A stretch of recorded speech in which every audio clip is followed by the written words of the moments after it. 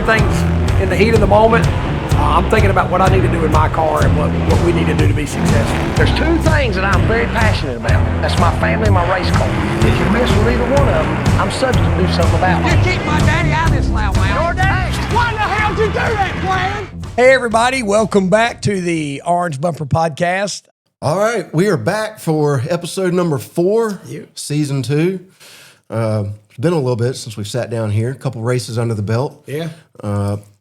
Before we get into that, I was going to wait on introducing our guest, but I'm not going to wait. We'll loop him in on all of this. There's a lot of different places and a lot of reach that Bert has, a lot of friends, but RCR has always been a special place. And we've got one of RCR's finest with us today, who is quickly becoming an internet sensation. You talk about striking while iron's hot. Folks, I want to welcome into the show today Mr. DOWNFORCE Danny himself. Thank you guys for having Danny me. Stockman. So welcome to Citrusafe Studio and Orange Bumper Podcast. We're pumped to have you here, man. I'm pumped to be here. This place is pretty cool. And when I walked in here, I'm like, wow, okay, this is legit. This ain't no joke. So it's pretty cool. Pretty cool to see what y'all got going on here. And your podcast is always really entertaining. And just glad you guys invited me in here. Well, we appreciate it. You've been all over racing, and it made sense. Because literally, like we were talking about earlier, this is one of those shows where I'll just kind of lean back and let the two racers talk. Right. Before we do a deep dive on that, and we got Bowman Gray starting up this week. All of your past successes, Bert's past successes, hopefully another big success this weekend. We did want to talk a little bit about King of the Modifieds, Dominion, Hickory. I don't know how much. I mean, you ran well, and King of the Modifieds, you were coming. Yeah, until you weren't. Yeah. God, that was. We had tested there, and I felt like we were really, really good. We qualified 6th out of what was a 30-something car field. Yeah, it was a great field. And a lot of the northern guys came. It was a stout field. Yeah. And felt like we were really good. And I've heard of this my whole life, and I've heard guys say, oh, that might be what it is, but I've never had it happen to me. As I came off, when I took the checker flag qualifying, the car cut off. And I was like, man, what's going on? Don't tell me. Don't come. It can't be motor. Like, what's the deal? So I tried to crank it back up, and it didn't sound right. So I pull over, and Brandon Ward comes up, Ryan Newman comes up, and Ryan said, I heard it. He said, you're down a cylinder. Well, Philip Smith taught me years ago, when you're down a cylinder and you spin it over, it's got to, I'm going to give you some sound effects. When I do this, Jason says, do that again. So when you spin it over and you've got a cylinder down, the compression's off. So it'll go rubber like that. When I spun it and it went I said, no, I'm not down a cylinder. I don't know what's going on, but I'm not down a cylinder. And I could smell fuel when I did that. So Jamie comes running over and I crank it up and it's blah, blah, blah, blah, blah, blah, and I cut it back off. And at this point, regardless of what it is, if you work on your car, you got to start in the back. So we go over, David Lewis comes over, and we start messing with it. I had a piece of trash in my needle and seat.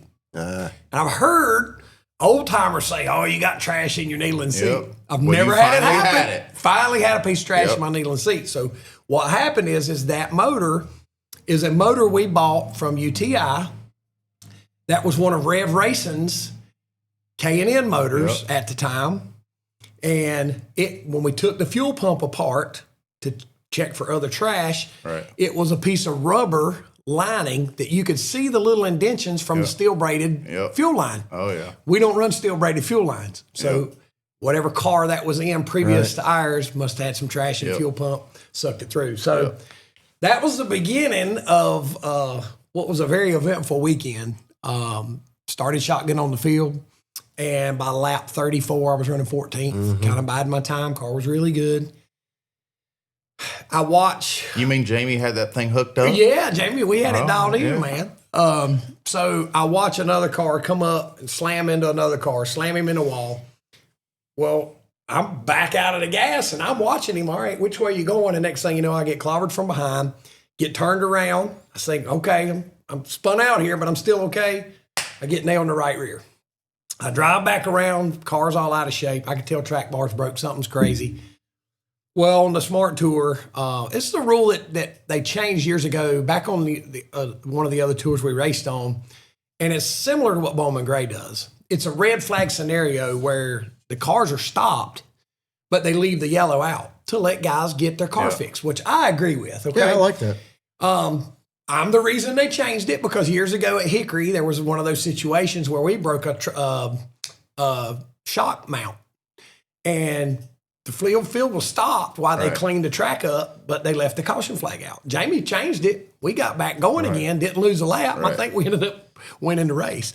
And so at that point, we got to change it. Well, it could go for anybody. Yeah. And that's why Everybody can benefit from it. Everybody can. So either way, At some point, it'll all come back around. It all comes back that's for around. sure. So long story as short as I can make it, we get in the car, we're sitting there and they're analyzing everything. Jamie's rounding up parts because just by what he can see.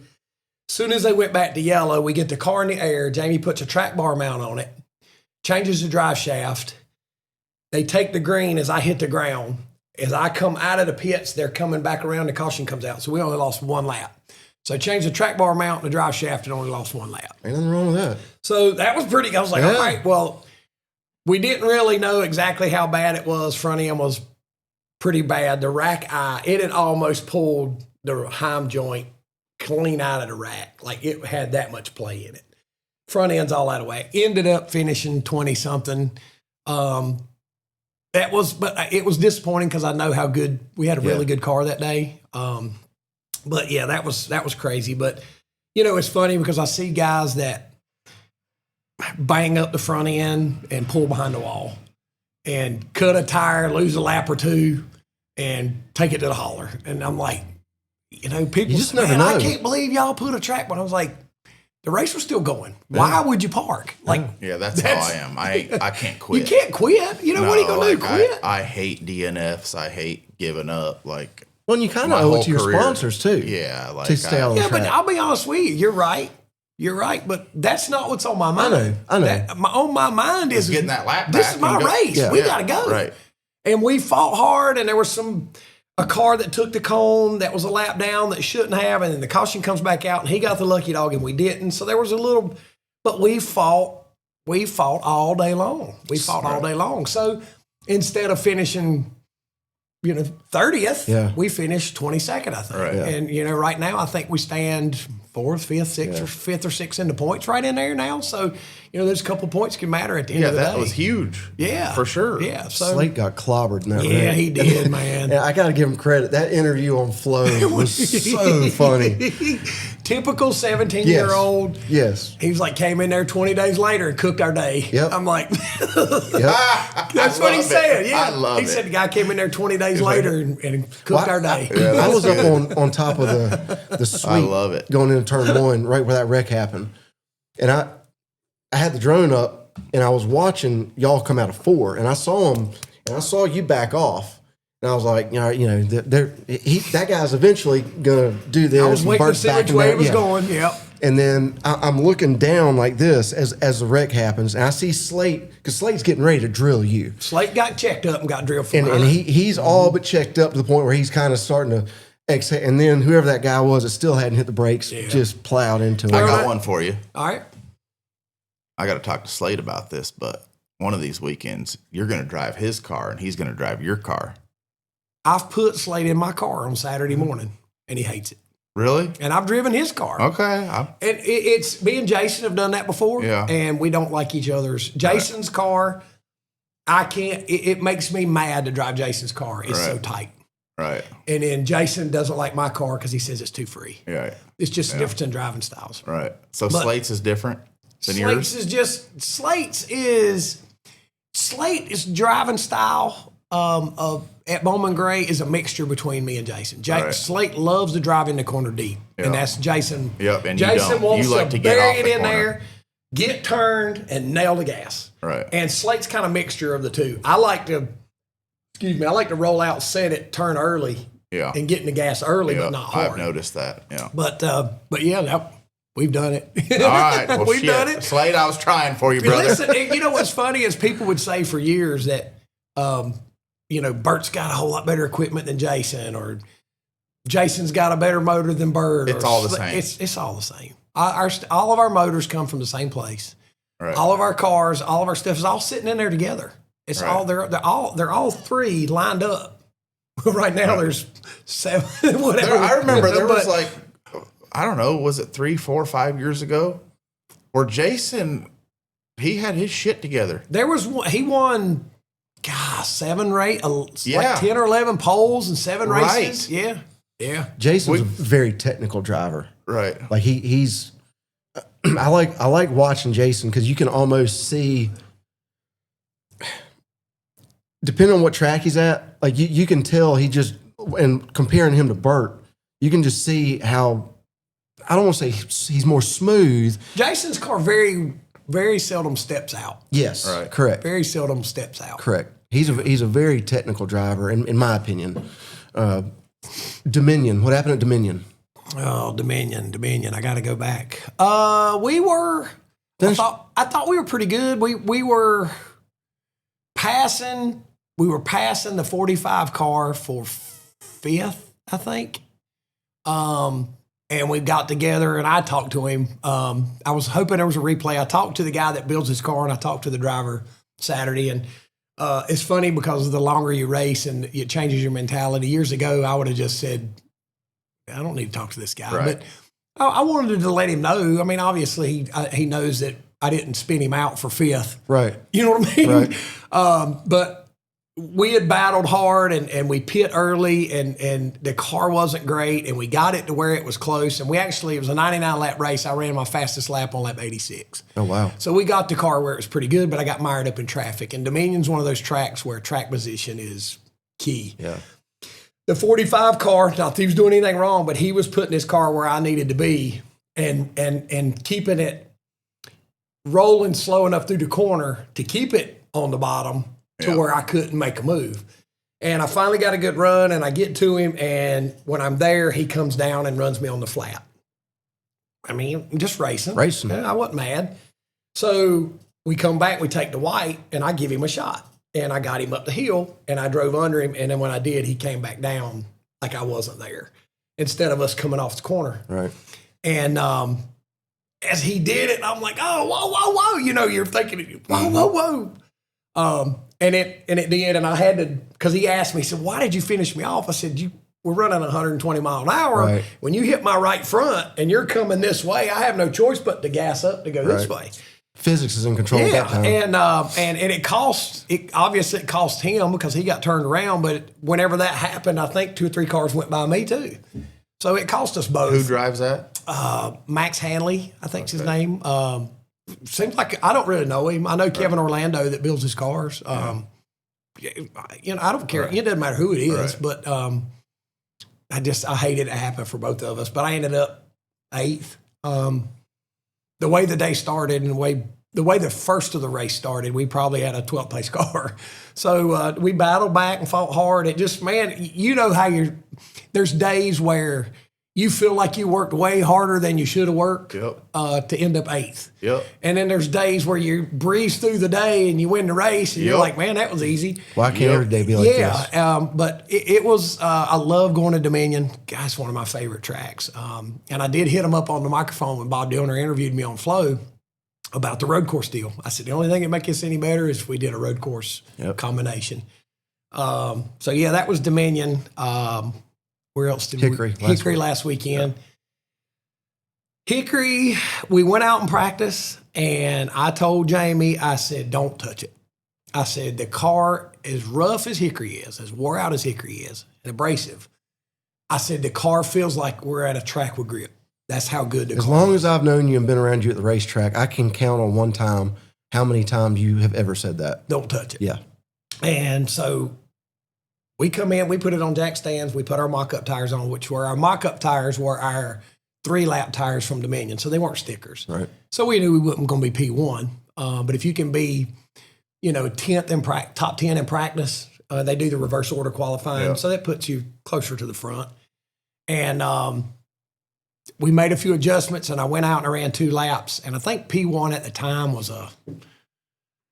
was it a 20 something, maybe a 30 something, and I ran a 55. And we were like sixth. And I said, well, let's make an adjustment. So we tightened the car up a little bit. I went back out and ran a 53. I said, look, this is good enough. Yeah. So the car was really good in practice. And I asked Jamie, I said, how much you think we ought to tighten it up for the race? And he was like, well, I don't know how much we should go. We're pretty tight now. So we just shut the stagger down some. Lap 3, I'm free up off the corner. I'm like, man, where was the car I had in practice? When we pit, the right rear tire had taken off, which they're having some problems right now with that.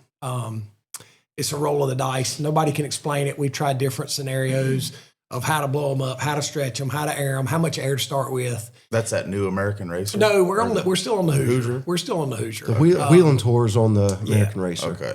But when we came in, our stagger had taken off 3/4 of an inch. So that explained it. Yeah. And you go, oh, okay, well, that's why the car did what it did, but that still don't help you. So we put our change tires on and our change right rear on, rolled our lefts, and went back out. And I was actually a little snug, which at Hickory, that doesn't kill you. Ended up 4th. So the field, man, we've talked about this. The field is so tight. I think we were within a couple hundredths of what the leader's running. But when you're 5th and he's leading, there's and you got everybody in there's running the same pace, man. It's tough. It's tough. So ended up 4th. So how fast is that place going to be when they repave it? I figure it's going to be pretty fast. Yeah. And we talked about this weekend. As a modified racer, I've always loved tracks with grip because I can count on my hand the times in a modified where you can just drive it in the ground. There ain't many.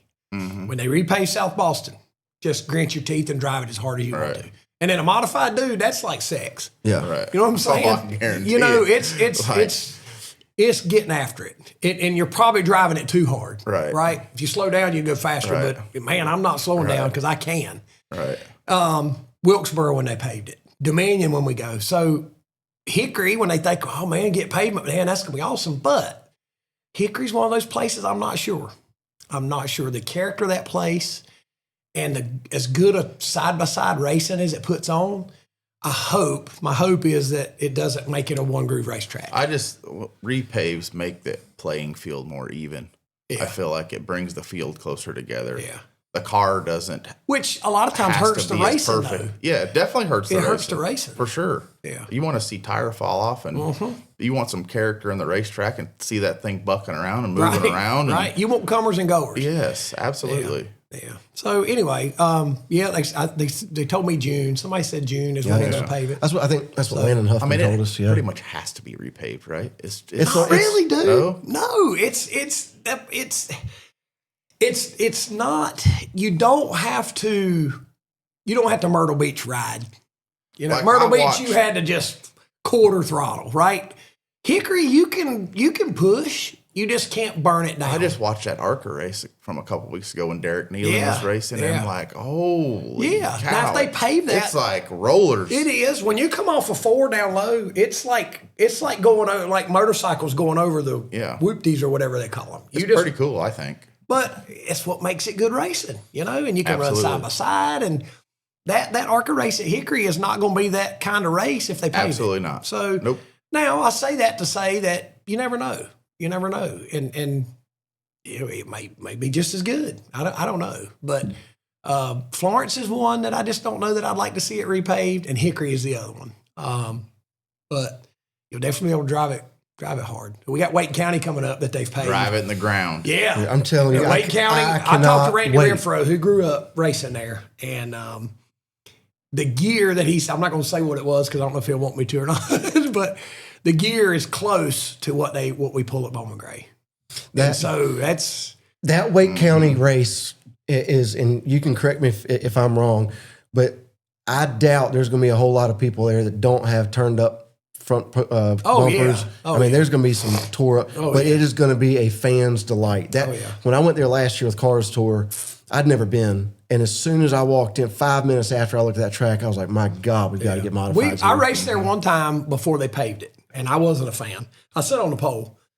Excuse me, I took my built motor, and that was a mistake. We just cooked the tires off of it. but I did sit on the pole. But I remember, to me, that's where the clear, we run a clear A post because you can't see right there, right? So that's when that idea came into play. When I went out and practiced, I'm like, man, I can't see. And it hit me. I was like, well, what if I just take that off? So I took the A post off. It's like, man, that really helps. Right. So then Jason took his off, and then we said, man, what if you made a Lexan A post? And then, like 3 weeks later, Gary Putnam shows up with a clear A post. Now everybody's got got them. Now everybody's got them. But it helps. Cool. It helps. I did a clear one on the right front at the stadium one time. Yeah. That's not as critical. But at the stadium, whenever it's in a modified, you can see the tires. Right. And at the stadium, on the tour, I run an air cleaner that is recessed. And it only sits that much above the hood. Right. At the stadium, I've got the funnel type that sticks up about that much above the hood. Right. That's not a performance thing. That's so I can see under it. Right. Because at the stadium, I need to see everything I can. Right. So putting a clear A post on the right front and the left front and that raised up, it gives you more view. But Wake County is where that idea came into play, because when you go in there and turn the wheel, you can't see right there. Does that mess you up driving a fendered car? We are Citrusafe, where good grilling is made better. We have prided ourselves in being the industry pioneer for safe grill cleaners. Our citrus-powered grill cleaner spray, nylon bristle brushes, and pads is all you need when it comes time to safely clean your grill. We strive to not only save you fuel, but also avoid the dangers associated with ingesting metal wire grill brushes. Citrusafe is available at all major retailers nationwide and online on Amazon.com. Citrusafe, the proud sponsor of the Orange Bumper Podcast. When you can't see the tires? Not really. You just drive it.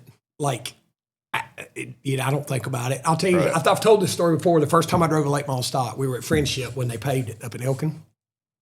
And it was Kevin Powell's car. Him and Philip Smith were going to trade the late model for a modified. And Kevin said, well, why don't you come on up here and we'll let Bert drive it this weekend. Right. So I go out and I practice, and we line up and get ready to go out for the race. And one of the guys that was helping me, I said, hey, do me a favor. Come over here and stand in front of the car. And he stood in front of the car, and I said, come up, walk to me until your knees touch the front bumper. And he did, and I went, okay. Right. And you just drive it.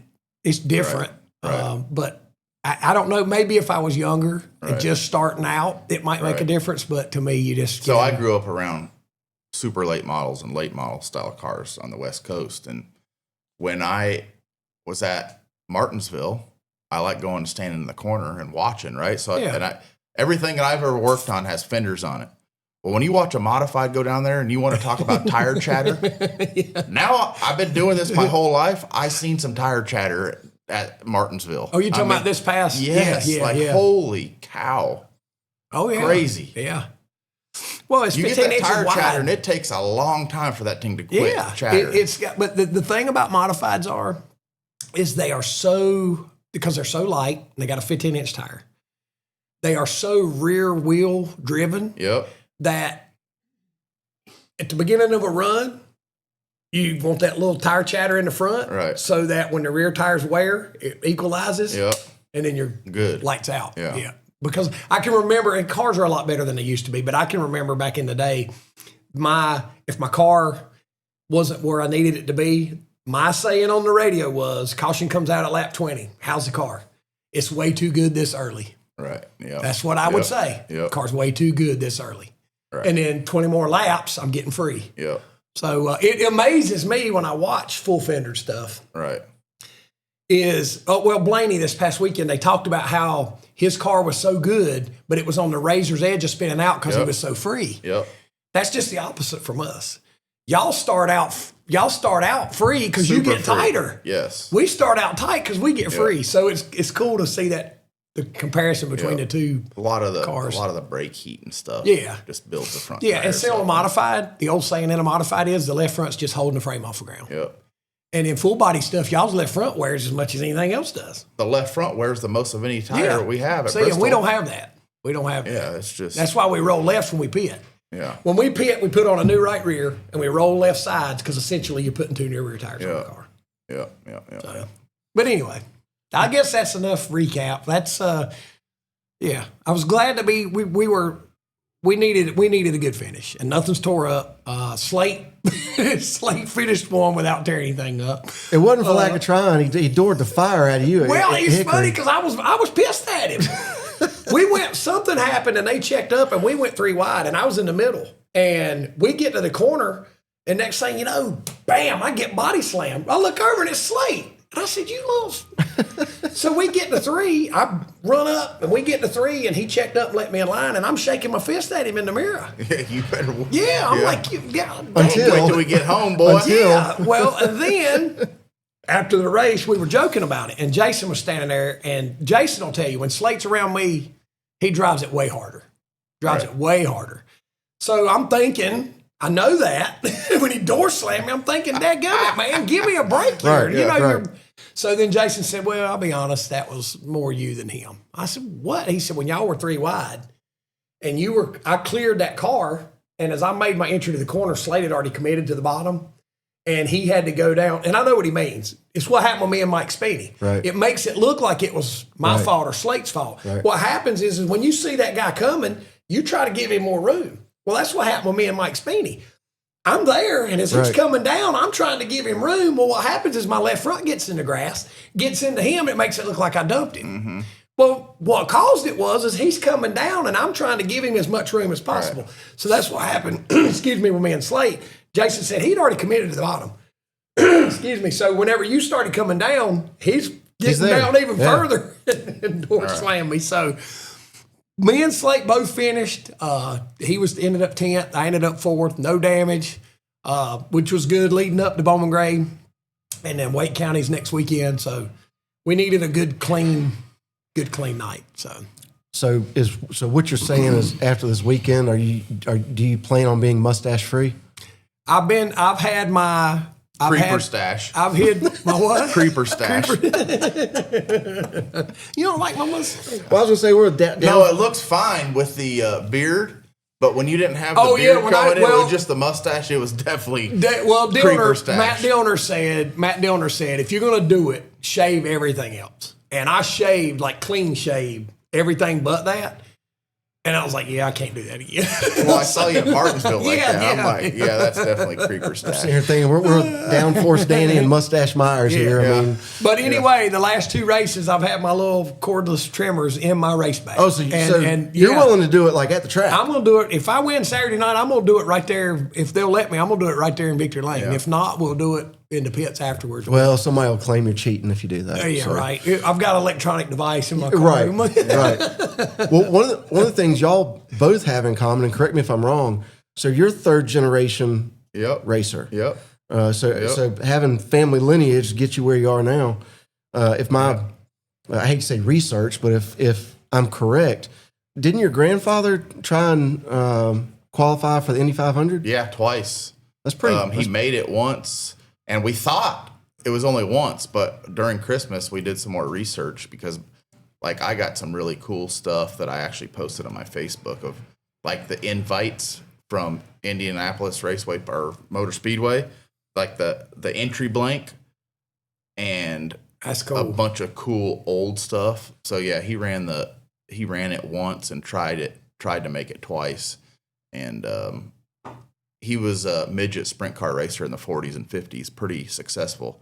And there's something cool that's getting ready to happen here pretty soon on the West Coast for him and our family. So can't really talk much about it. And your dad was a crew chief. Yep.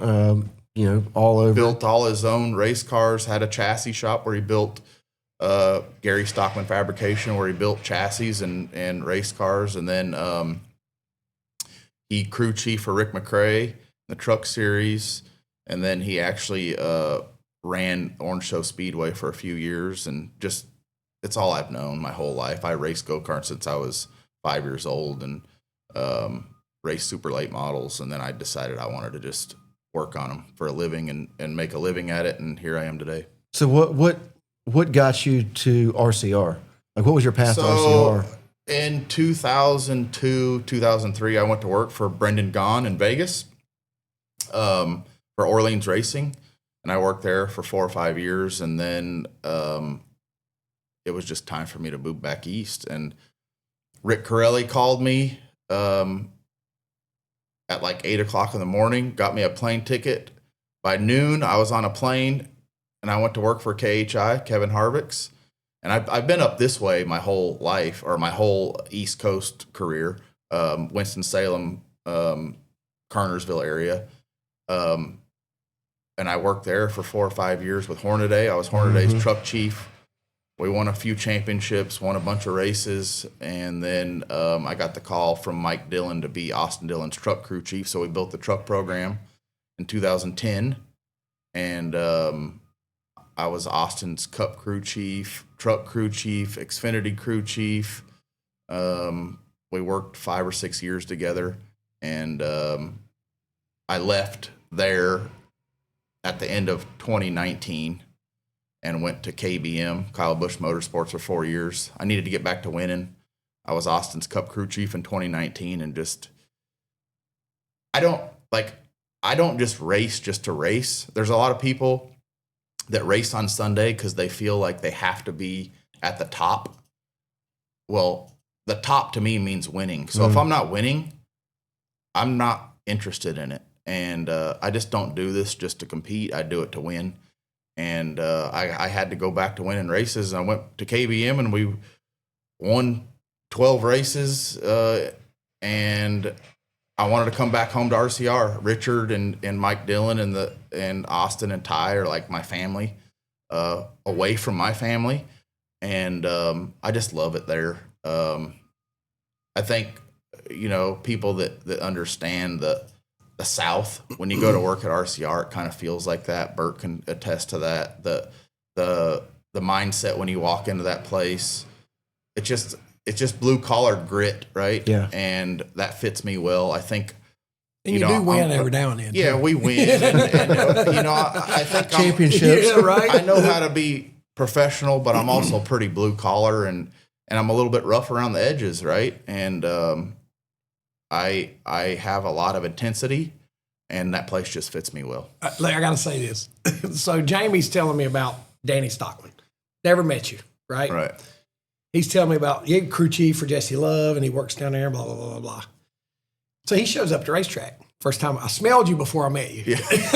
Well, I tell the cologne story. Yeah. But anyway. Yeah, this is a good one. So here. he comes up, and Jamie introduces me, and we go for a little while. And the first thing I've got in my mind is, this guy is way too cool to be a Xfinity crew chief. Right. Right. So that fits what you're saying. Yeah. Is they all got that, have to look a certain way, have to act a certain way, have to be a certain way. Right. I call it you drank the Kool-Aid. Right. And he doesn't act like he's drank the Kool-Aid, but I'll tell the cologne story. So Yeah. I'm standing there and I'm like, what is that smell? And I wasn't sure if I liked it or not. I was like, what is that smell? Man. And I realized it was Danny's cologne. And You got to be smelling good, man. I had something else Yeah, on. I had yeah. cologne on. I always Yeah, keep, yeah. I wear a lot of cologne. My wife's like, that's enough. And I'm like, Yeah. Slate's the same way. You smell him through the house. Yeah. Slate keeps it in his race bag because after the race he puts it on. Yeah. So Oh, anyway, Only 2 drivers I've ever seen that have Justin Timberlake cologne. no, come on now. So We got him some good stuff now. yeah, so I'm like, man, that's his cologne. And I went as far to say, what is that you're wearing? Because the longer I smelled it, I was like, I really like that. So anyway, that night during the race, the caution comes out. And this is no joke. This is not for TV or nothing else. Caution comes out, and I said, Jamie, where is Danny Stockman sitting? He said, I don't know. I said, going into turn 3, I smell him. I could smell his cologne. So I swear to God, I could smell his cologne under caution going into turn 3. I could smell that cologne. After that, I had to back down the sprays. Well, so what's funny is I texted him, hey, what is that cologne? And so I get it, and Kim, I made sure she saw it, right? Because Christmas is coming up. Right. I made sure she saw it. Right. And because I don't care if I get anything at Christmas. I'm the guy that I like to give to Right. people, right? Yeah. So at Christmas, I get more joy out of seeing your excitement when you get something, you know? Right. So, but I did make sure she saw this. And I never said, get me this cologne, but I made sure she saw it. Sure. So Christmas comes around and there's a little box.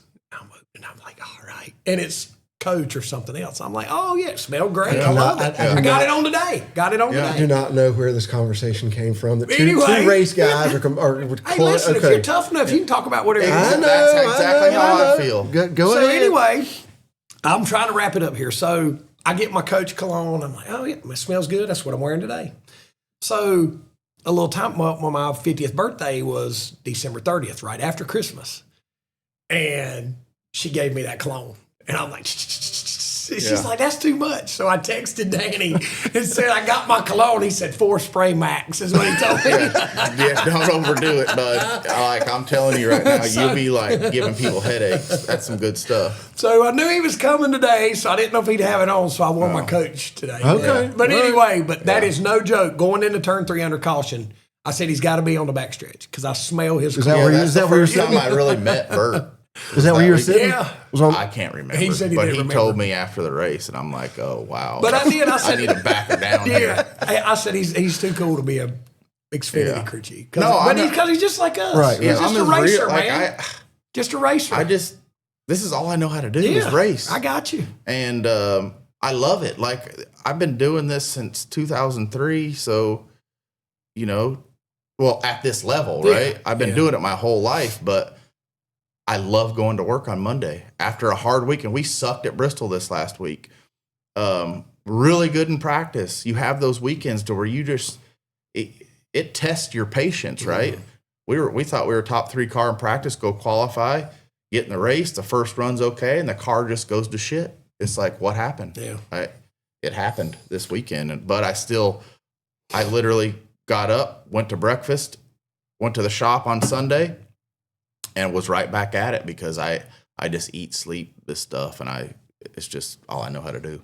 well, I mean, the longer we do these podcasts and people come in, for the fans out there that don't get an intimate setting like this to actually learn about racers and their drive to win. Like, I think you have some, to your point, that, are just really excited to be in the position and be a part of racing. Right. But then you have those other guys, which both of you all are, that it's, make no mistake about it, it's about winning.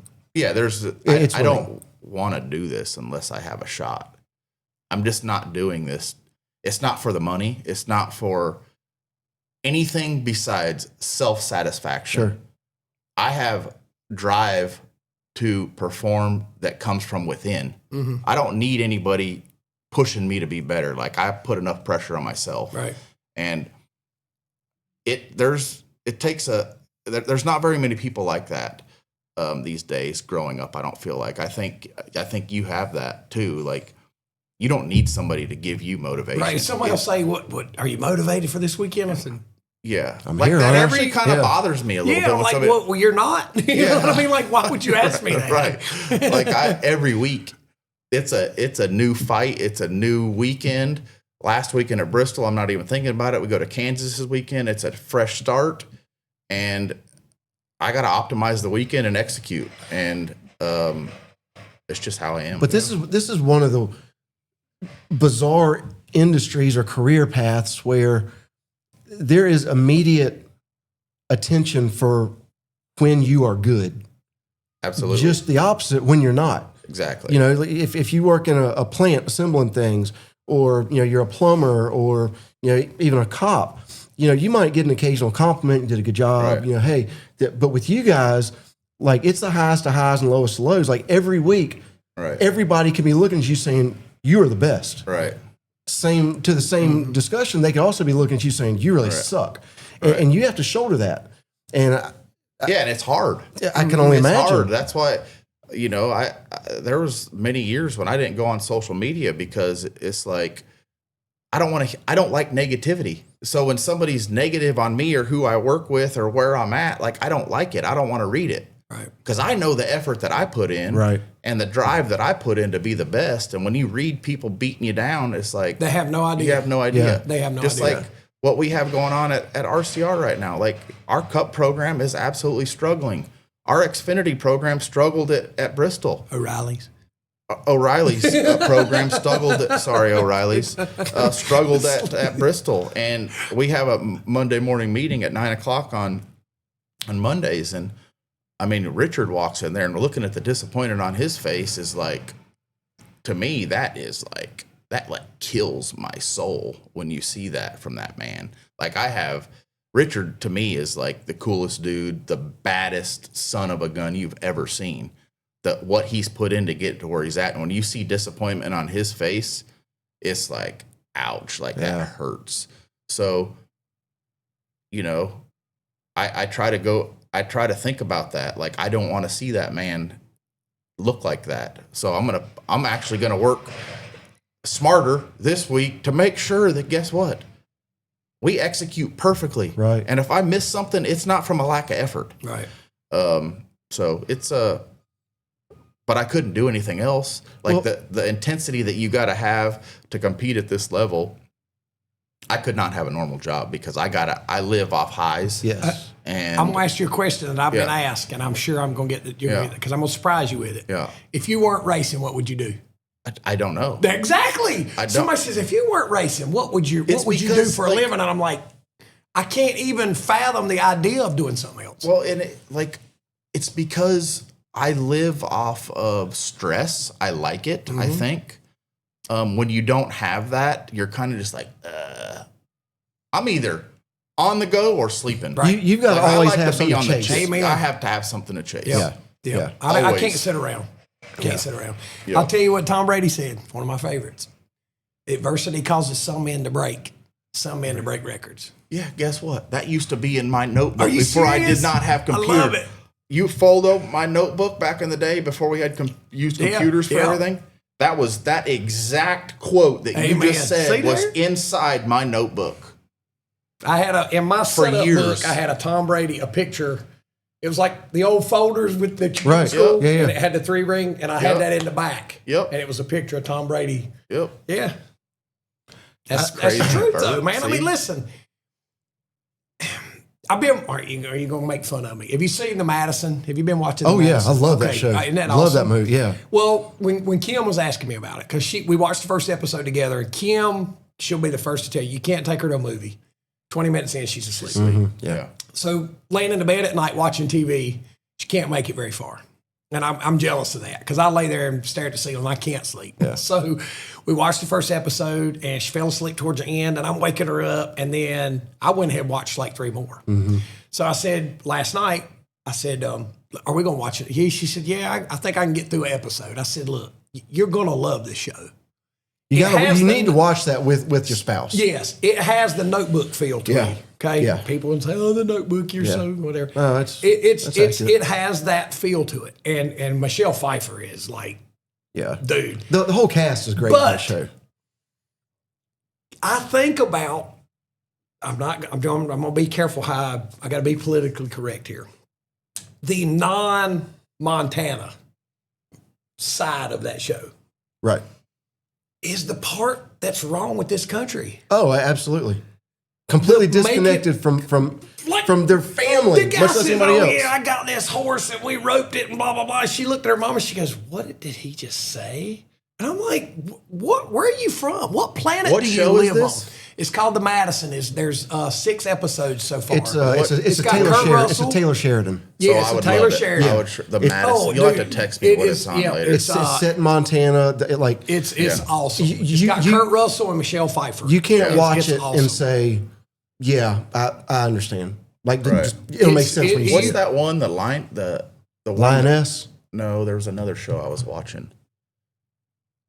One of them, Montana, the oil field one. Oh, Landman. Yeah. Oh, yeah. Billy Bob. I love Billy Bob. Oh, He's me one too. of us. Yeah. He's one of us. Absolutely. He's one of us. Yeah. And listen, I don't say that to point fingers or to judge somebody. It's just that lifestyle difference. Here's my mental thinking, okay? When it comes to the things that are going on in this world, I'm not saying I'm right and you're wrong when I say stuff like that. What I'm saying is per what I know about being a good person and about what the Bible tells me how to live my life and about morals, I feel like I got a pretty good idea of how you should be. You know what's right and what's wrong. What's right and what's wrong and how you should act, how you should treat people, how you should behave. So when you see some of the stuff And you're like, what is wrong with you people? Right. But that's normal. Like, what that's is wrong with you there. people? That's It normal is very there. normal. I got to make sure. This will all make sense when I see the show. I Allergies. promise you. Burt Reynolds said in Smokey and the Bandit, you're only as how did he say? You're only as intelligent as whichever part of the United States you're standing in. Yep. Okay? Because here, a old farmer talking about priming tobacco, my man is on point. Yeah. But a guy selling stocks in New York Yeah. has no idea what a tobacco leaf And is. vice versa. But Yeah. he has no idea what a stock is. Right. So it's all relevant. Right. But I'm not talking about lifestyles and stuff. I'm talking about how you're supposed to behave as a human being. Right. And some of that stuff, you're like, that's not right. You just think to yourself, your core tells you that's not right. There's a comedian. I got to tell this, okay? And like I said, I'm going by what the Bible tells us. Fire okay?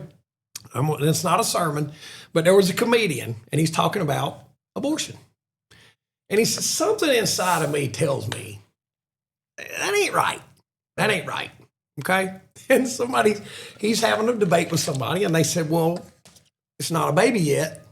It's still inside. It's not a baby yet. And he said, all right, what if take a pan, mix up some batter, put it in the pan, put it in the oven, and you come by 5 minutes later and you take that pan out and you throw it across the floor. And you say, wait a minute, you just destroyed my birthday cake. Yeah. Well, it wasn't a birthday cake yet. Well, it was gonna be until you destroyed it. Yeah. Okay. I don't understand how you can say you can defend a puppy's life and not defend a human's Right. life. Like, to me, I know that people all believe different things, and I'm probably going to get some comments from this. And you can believe however you want to believe, but I'm just saying that what I know about what the Bible says and what I know about being a good person, how can you fathom in your mind that sounds okay to you to kill a baby Right. inside of a...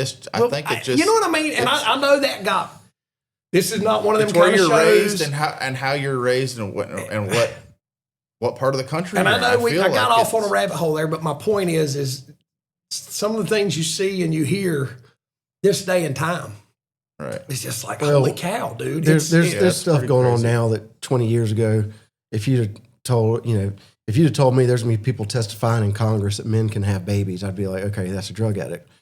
But it's just a different listen. And I will say this because I'm gonna back I don't it even up. watch the news. I don't blame Oh, you. golly, no, you it's can't not. watch It's the not news. news. Even the It's not Fox news. News, which is more right conservative. It's It's 100% conservative, but conservative. still, it's just I don't watch it.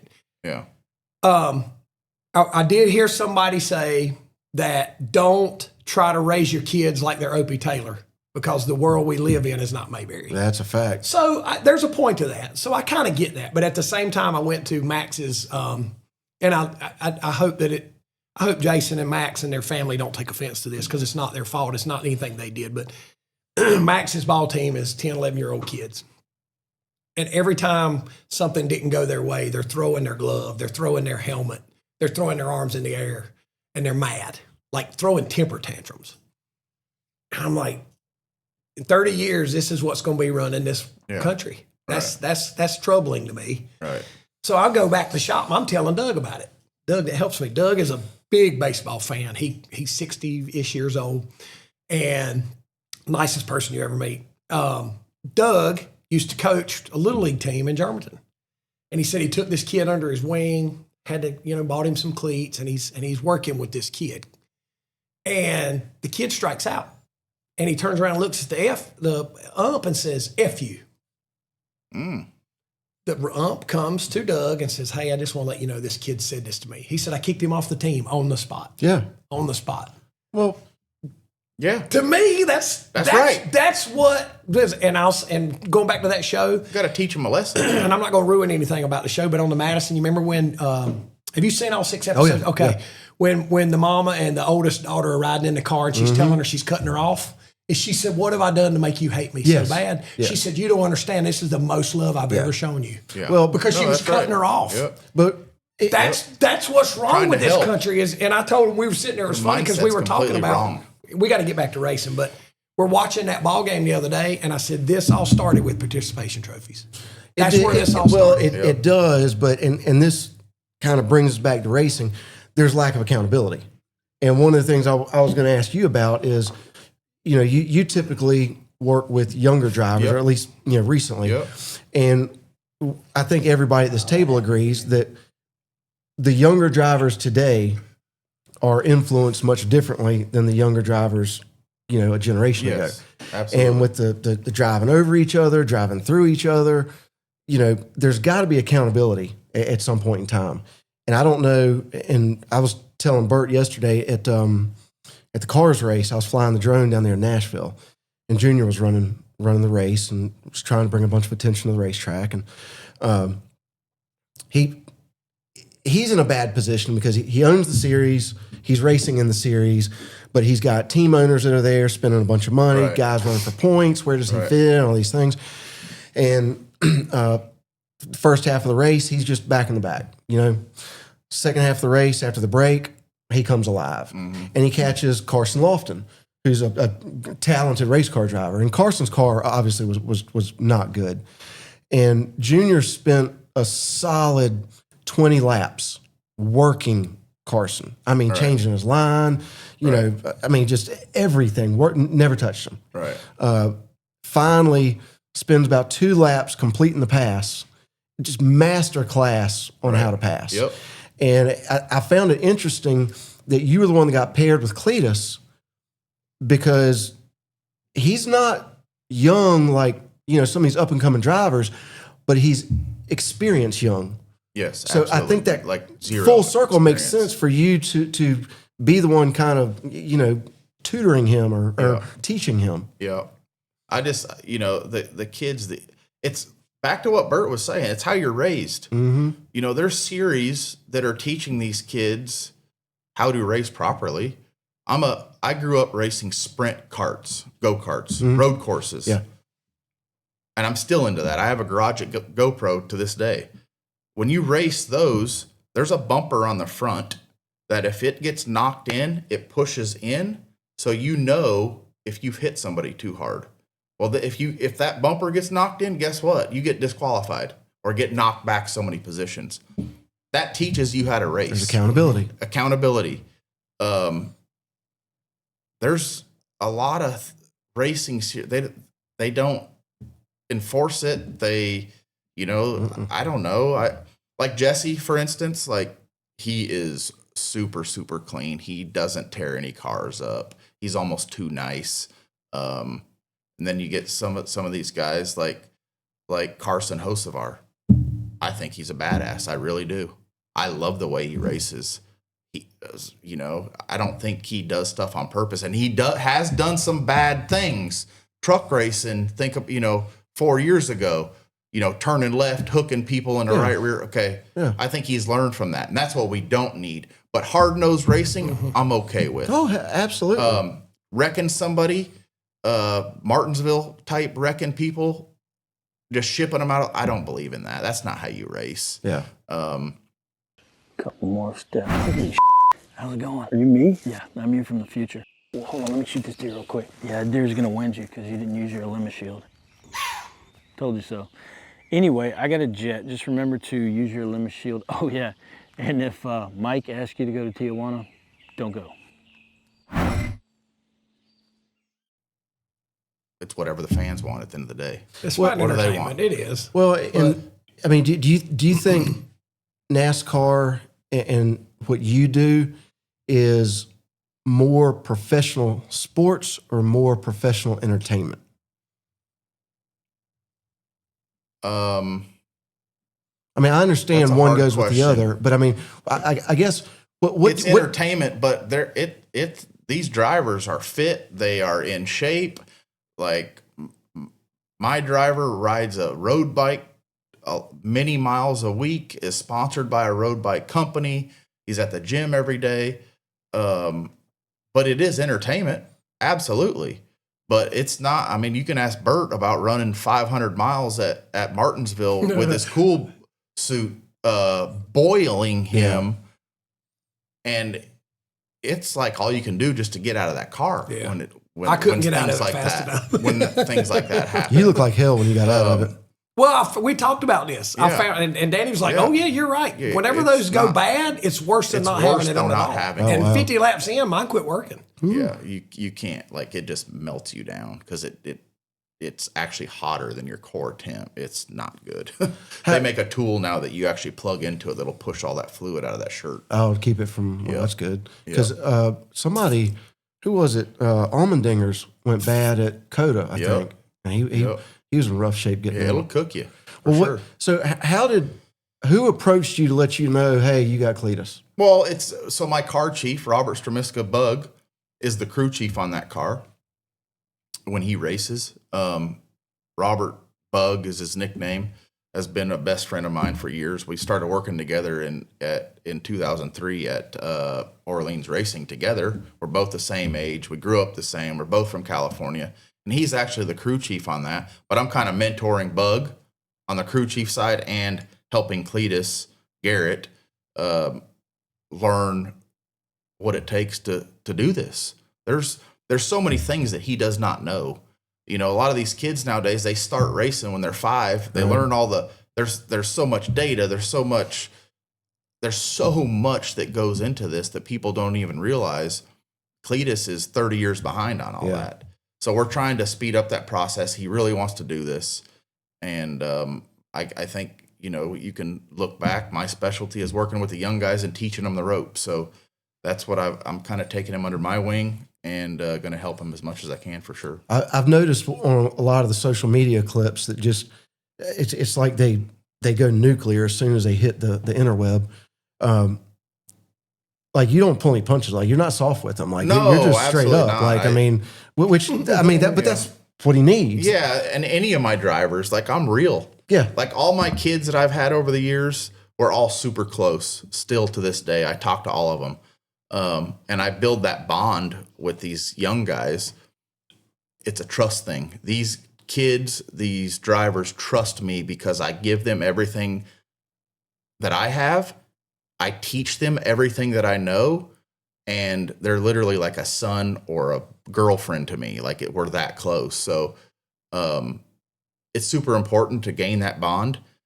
And once you gain that bond, they trust you. And then it just makes for a good relationship for sure. How many times have you heard me say, like just in different conversations you and I have had, you know, the difference between leadership versus management? Oh yeah. You know, you lead people. Yes. You manage production. Exactly. And there's a lot of, just in my walks of life, people that have tried to manage other people in relationships. You can't do that, man. You have to lead them. Right. And you have to invest emotionally in them to get the most out of them. For sure. Because that's how they believe you. That's how they trust you. And that's how you get the most out of them. Yeah, and I'm real with them. Like, you know, there's a lot of times where I get a talking to from bosses and stuff said, you can't be like that. I'm hard on my kids because I want the best for them. But as long as the praise is equally given, It is. Whatever they get should be deserved. Yes. If they're ignorant, they're not listening, they're not coachable, they're not teachable, then they should absolutely have their ass handed to them and have their ass chewed out. Me and but Jesse- if they respond and they listen and they're coachable and teachable and they perform, then the praise should be equally as energetic as the ass chewing. Me and Jesse get along so good, and we have so much fun together because hard times are hard times and good times are good times. And it's like, there's no disrespect. I can get on him just as easy as he can get on me. And at the end of the day, in 5 minutes, everything's fine. We figure out the problem, we fix it, and we move on. And we've built a relationship the last 3 years to where there is no secrets. It is out in the open. We come in the trailer after qualifying. If I think he did something wrong or if he thinks that I made the wrong adjustments, we're going to talk about it. And sometimes it's not the best conversation, but that's how we've gained trust. And that's how I gain trust in all my drivers is we're real with each other. Right. Just as I am with the fans, with the DOWNFORCE Danny brand and all that stuff. Like, I think people relate to that. They can see that I'm just a real dude. Like, I'm just You're definitely not a cookie cutter. Yeah, like I'm going to tell you what I think, and we're going to have fun. We're going to joke, but when it's time to get serious, we're going to take it serious. We're going to try to be the best that we possibly can for sure. So Now, you were talking about liking a joke and have fun, and I heard a story. You're more than welcome to correct it. But I've heard that in the race shop at work, I mean, obviously it's in Bowman Gray's backyard. And so there's a lot of different Bowman Gray influence throughout the shop. But I have heard that I know where this is going. Occasionally some of the workers are told that you got to settle down a little bit because feelings are getting hurt. Yeah, with we're in the dirty South, right? This is the dirty South, right? Like right here, we're in Thomasville right now, and Welcome's just right down the road, and Right. that you're in the dirty South, and sometimes people's feelings get hurt. Right. Maybe not on purpose, but I think there's a lot of Burt Myers fans and a lot of Burt Myers people that work at RCR. Yeah. Yeah. And I think we had to have a meeting because we had to quit talking. Got that bad. And on some certain people, and I'll leave it at that. Well, that's unfortunate. I've heard a story, correct me, that the cars back in the day wouldn't leave the shop without a Dirty South sticker. Yeah, So, for sure. That I'd heard Nick that story. Harrison, one of my best friends that passed away a few years ago. God bless him and his family. But Nick Harrison's team with Bert, your old crew Scott, chief, yep. Scott Widener. Every car that left had a Dirty South sticker on the left front headlight. That's awesome, man. Every That week. is- that And is- Bert didn't even know that until just recently, I don't think. Yeah, He's yeah. never even seen a picture of one. no, So I never seen we're going to it. have to dig one up. I know that Scott used to tell me that there was the North shop and the South shop. Yep. And the South shop was the Dirty South. South. Yeah. That's what that meant, but it really didn't. I mean, it was the writing was exactly what you see around the Dirty South on back windows of people's Yeah, trucks, right? yeah. That's what it font, looked just yeah, like that font. Yeah. That's Yeah. awesome, man. If you can do us a favor, we've been begging social media world to try and help us out. The stadium's got the Crown Vic series coming Yep. 4 times. Explain this Crown Vic series to me. What is it? It's and You haven't Whose seen series is it? it's No, I need one. I They can't had them remember. at Hickory. There was like 25 of Yeah, them. It was awesome. and Tony Black. Yeah, they posted. used to race with us at the state. Tony and his crowd are working that deal. He told me that they're going to allow 12 to start at Bowman Gray. Now I heard it was He top told 10 me in points. That's what they said originally. When I mentioned that to Tony, he said Top 10 in points from this series? from their series. from their Crown Vic series. because it they goes to were different worried. tracks. Bowman Gray was Is gonna have worried a that if ton. they opened it up, they'd have 40 of them and they got nowhere to put them. Yeah. Yeah. So they're leaving 10 or 12 spots for that 12 series. Yes, if you're in the And top. the rest of them is Bowman Gray, and you No, got to qualify. no, only 10 cars. Only The top 10 in points from that traveling series Are the are only going to ones be allowed. allowed to run the race at Bowman Gray. So there will be 10 cars. So I just can't build one to go race. Well, okay. and I'm not speaking Yeah. for them. I don't know. But I would be willing to bet there is a sponsor's exemption. Maybe that's why there's 12. And it could be. Maybe Maybe there's top 10 in points and then there's 2 more. Right. Yeah. And so we We need would, to get Cleetus down there. Yeah, we do. We do. Even if he He's doesn't got some run, he good needs ones. to be there for that. Yeah. you know what I'm saying? I mean, he's we need to get him in it. He's the Crown Vic guy. he is the reason for the Crown Right. Vic Yeah, racing. their resurgence. Yeah. Exactly. But these things are not like something just right off the street. They got roll cages Yes. and like they're. Did you they're watch that race last weekend, the Freedom 500? Oh no! I watched. They had them at Hickory. They had Crown Vics at Hickory last weekend when we were there. They Why- ran the Freedom 500 last week. Dude, them guys are racing. Yes. Oh, yeah. Why There Miller was was like running it. 35 Yeah. cars, and they are, They're the digging. tires Yeah. fall off. You got comers and goers. Like, it is It's literally, cool, man. they're racing. Yeah. I've lived in a Crown Vic for a long time. I know all about those damn cars. Yeah. But if you can just help I'll us plant talk the to him seed today. I'll plant the seed today. we would like to, and maybe we set this up where crew chief Danny Yeah. Stockman, spotter, driver coach Burt Yeah. Myers, and I would be willing to bet we could probably drum up some sponsorship money to make this happen. Oh, I'm sure we could, for sure. And I can't think- imagine. I don't care what they're limiting the car count to. If Cleetus wanted to run that race, they're not going to say no. Well, I mean, Crown Vics, obviously everybody wins. That series wins. They're going to get a boatload of attention. And more than anything, Bowman Gray Stadium, and you can attest to this better than just as well as anybody, Bowman Gray Stadium fans, Cleetus McFarland, 100% There ain't gonna be interchangeable. room. No. Yeah. No. There ain't going to be any seats It left will in be that just place. like the There'll first be people race. camping outside. Yeah. It'll be like the first race after After the the TV Madhouse. show, yeah. Yeah. Yeah. And rightfully so. But, you know, It's a win-win. he's got an opportunity, especially now that he's getting more serious about NASCAR and the racing, and in my opinion, doing his due diligence to Yep. earn the respect Yep, of everybody, for sure. which I admire. He's good. If he goes to Bowman Gray, he's going to say, "Where's this been my whole life?" Yes. Yeah, he's going to fit right in He's there. going to say, "Where? How, Yes. how is this the first time I've We're ever going to have been to here?" get Squirrel in there too. Yeah. Oh, yeah. Squirrel McNutt. Yeah. LS George. Yeah, I love Yeah. Squirrel McNutt. Like Yeah. that's how can you not like that name? But yeah, dudes are I funny. think he would love that place. So let's try and see if we can't Yeah, we'll work plant together. the and seed this afternoon. if, I'll if, see him. If you're out there and you might want to get involved with some sponsorship stuff, reach out and let us know. Again, a lot of moving parts, but Yeah. we'll see if we can make that work. I was trying I'm to sure think. he's got a car too.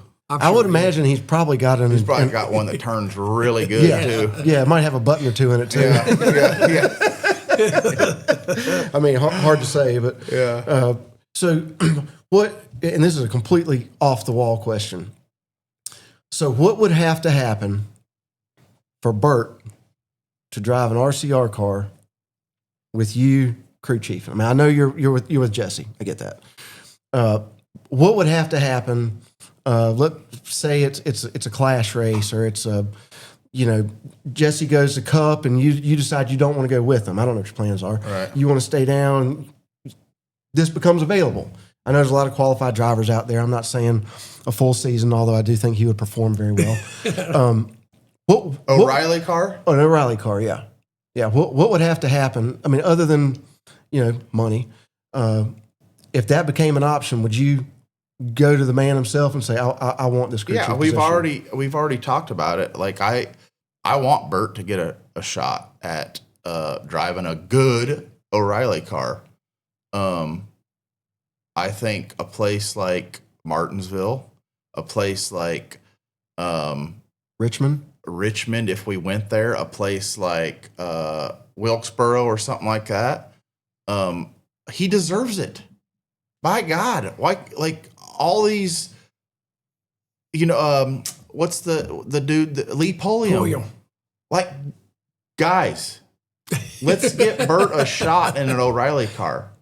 He's 50 years old. He deserves it. He's put literally seats in the grandstands at Bowman Gray Stadium for how long? Before he gets too old, we need to give him a shot in an O'Reilly car. There's got to be somebody out there to make this happen. And at the end of the day, it's funding. It costs a lot of money to do this, but we should be able to put something together I would think to where you can put some money together for him to go do this. And I'd absolutely, I'd set the car up. My team would prepare the car. I don't know. It just depends on who I'm crew chiefing for that season. But the Cleetus car, we prepared that. My team prepared that car. We have our shop crew with Jamie, your crew chief, that works on it, that builds the cars, and we prepare it. We could do the same thing. And I know RC would, for sure, him and Austin Craven could put something together. It's just at the end of the day, it comes down to funding, right? And everything in life takes money. I just want to see him, and I say this like he's not sitting here, but be in a competitive car and see where he stacks up competing in a competitive car. And like with Lee Pulliam, I was not surprised at all that he performed the way he did in Martinsville. Right. No, me neither. For sure. He is an absolute legend. Yep. I think on top of that, I think he's a steward of late model racing, and much of which Bert and his family always modified. Great dude. Yes, 100%. I mean, anybody that can't pull for Lee Pulliam, I find fault with. Exactly. And he was given a good opportunity and good equipment, and he raced.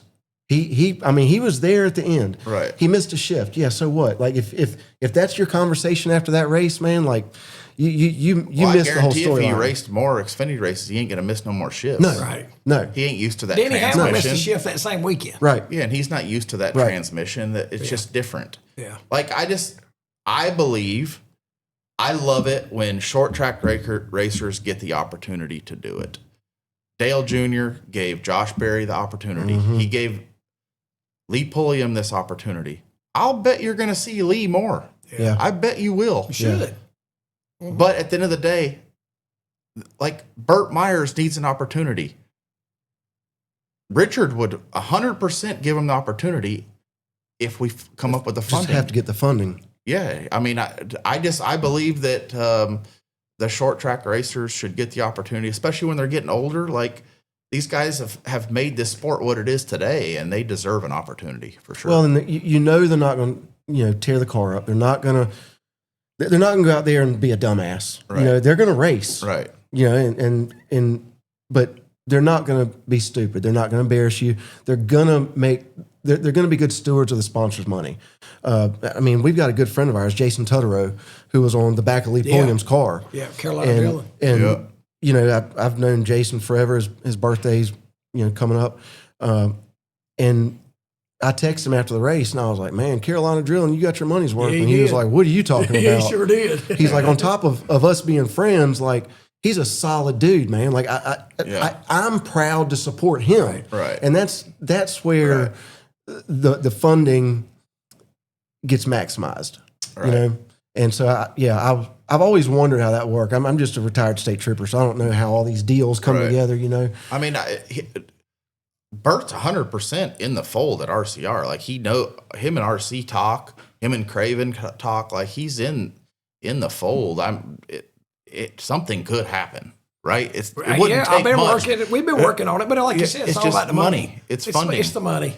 It's expensive to do this. And, one thing that I would like to bring up is how proud I am of the short track program going on right now I would say the United States, right? Like it's growing. It's awesome to see the Cars Tour, the Snowball Derby, the Southern Modified Tour having 30 something cars, right? Like it's pretty awesome right now, for sure. Yeah.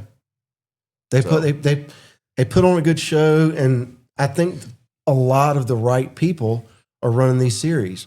I mean, Chris Williams has was been in marketing with Dale forever, and he's not cut and polished. Right. Like he calls it the way he sees it. Right. Sometimes he makes mistakes. Sometimes they hit it out of the park.